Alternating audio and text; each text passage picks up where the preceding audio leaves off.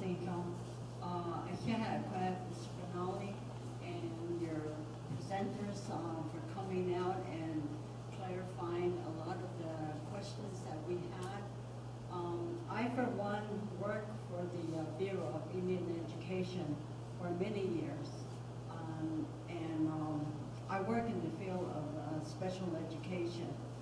So what I was concerned about in listening to all these recommendations, I'm sure somewhere in there the field of special education, is included. But with my own experience in working with the regional office in Navajo District, I don't want to be negative about expressing my concerns for the way special education or students with disabilities are considered by the district. Like I said, I've been with the Bureau going on 31 years, and I've always worked with kids with disabilities. But when I started working with the Navajo region, there's very little planning, there's very little discussion on a lot of issues that are faced by the schools. The schools have a lot of questions, have a lot of issues on just day-to-day problems. And so with that, I want to say that I oversee a program here in Crown Point, and Crown Point is fortunate. The Eastern Navajo Agency Schools, we have a program that we refer to as the Cooperative Agreement Unit. You'll hear CAU. What it is it's a consortium of specialists in the field of special education. You have specialized people that works with the students, whether it be occupational therapy, physical therapy, speech, language, and a lot of other areas. And so what we do here in Eastern Navajo is we serve 17 schools, both BIE operated and grant schools. So we go to these schools about February, and we make a proposal to them. This program that I'm working for started about over 20 years ago, only because there was such a problem in recruiting for specialized providers. So we work with all schools, and one of the things that I asked about, Mr. Benali, to your department was, since we're a BIE operated program, a supplementary program to BIE schools, when the Navajo Nation takes over, would that include programs like the consortium we have? And why that's a concern to me is because many of the specialists that works for me right now, they come from all over the country. We don't have within the Navajo Nation, we don't have very many providers that have their degrees in different areas. So the present employees that I have, they prefer to work for the federal government just because of the benefits.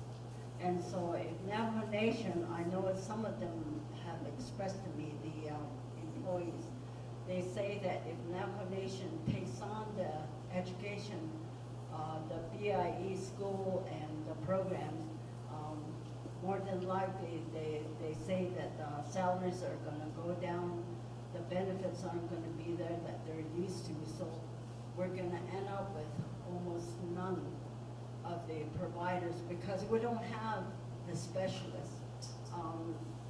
Within the last year, I made every effort to recruit Navajo specialists, and I was able to come up with 3 young ladies that trained to be school psychologists, and we're helping them with supervision and to continue with their certification. So anyway, I just wanted to mention that to you and the two presenters. How can we make sure that when the NAFO Nation does take over, that we maybe develop a Grow Your Own program? I talked to Rose Graham yesterday, just real quickly, and I told her we need to start something because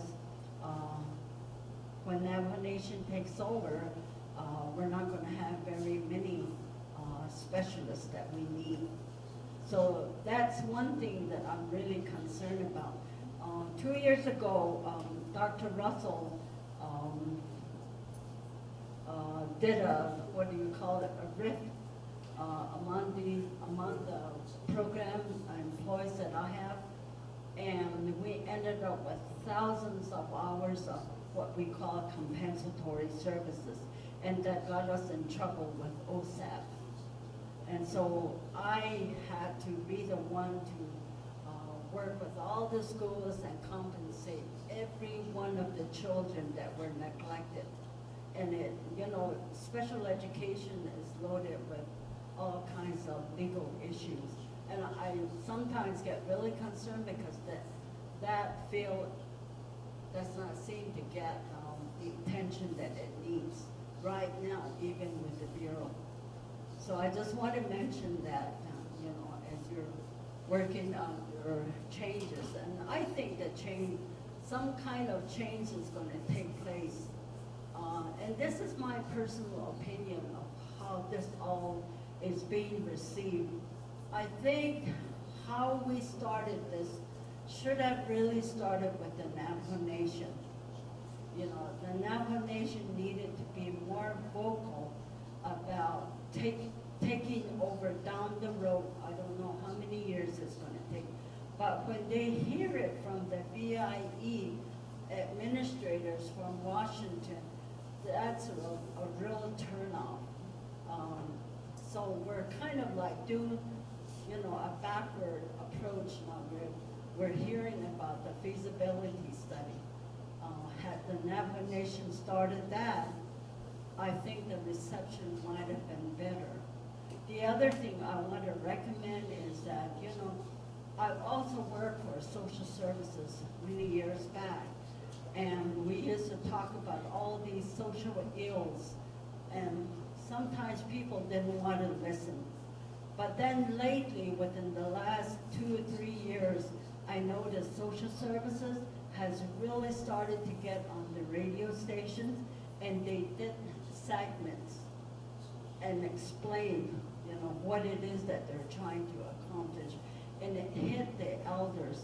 The elders, if we have the support there, I think whatever change that we make would be better received. That's what I was thinking is, how do we do this? You know, however it comes out. But anyway, I just wanted to share that with you all. Thank you.